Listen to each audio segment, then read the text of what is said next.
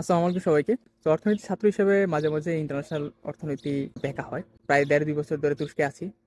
তো এর মধ্যে একটা জিনিস উপলব্ধি করতে পারলাম, যেটা হচ্ছে ডিমান্ড সাপ্লাই এর যে থিওরি আছে, সেই থিওরির সাথে তুরস্কের প্রেসিডেন্ট এবং ডোনাল্ড ট্রাম্পের একটা ভালো সম্পর্ক আছে। বিশেষ করে আমরা জানি কি, যদি প্রাইস বাড়ে তাহলে ডিমান্ড কমে।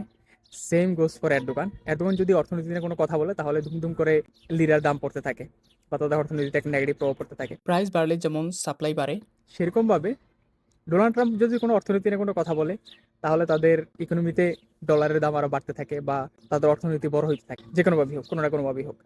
তো তুরস্কের একটা অর্থনৈতিক ইতিহাস হচ্ছে যে কোনো একটা ঝামেলা হয়, অর্থনীতি নিয়ে হোক, রাজনীতি নিয়ে হোক, ঠাস ঠাস করে লিরার দাম পড়ে যাবে। সো এই হচ্ছে তাদের একটা বেসিক রিলেশন। সো টাকা পয়সা নিয়ে যেহেতু কথাই বলতেছি, অনেকে তুরস্ক থেকে বাংলাদেশে টাকা পাঠাতে গিয়ে অনেক ফ্রডের শিকার হয়েছেন। বিশেষ করে হুন্ডিতে অনেকে টাকা পাঠান, আমি জানি।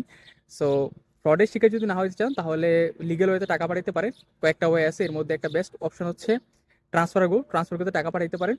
সো এটাতে পাঠাইলে হচ্ছে আপনার অন্যান্য যে ওয়েগুলো আছে সেগুলো থেকে এখন পর্যন্ত আমি যতটুকু জানি বেস্ট রেট দিবে, এবং তাদের ট্রান্সফার ফিও ফ্রি একদম, আমি যতটুকু পর্যন্ত জানি এবং যতক্ষণ পর্যন্ত ইউজ করছি এতদিন পর্যন্ত। সো ট্রান্সফার ফিটাও একদম ফ্রি। যে কোনো অ্যামাউন্টের পাঠানো যায়, বিকাশ বা নগদে যদি পাঠান তাহলে আধা ঘন্টা 1 ঘন্টার মধ্যে টাকা চলে যায়। ব্যাংকে পাঠাইলে 1 বিজনেস ডে এর মতো দরকার হয়। সো যারা যারা ইন্টারেস্টেড বা লিগেল ওয়েতে বৈধ উপায়ে টাকা পাঠাতে চান, তারা কমিটি দেওয়া লিঙ্ক থেকে রেজিস্ট্রেশন করতে পারেন। সো আপনার ট্রানজাকশন ফিগুলা ফ্রি হয়ে যাবে। সরকার যে প্রণোদনা দেয় 2.5%, সেটা তো অবশ্যই যোগ হয়ে যাবে আপনার অ্যাকাউন্টে। সো ধন্যবাদ সবাইকে।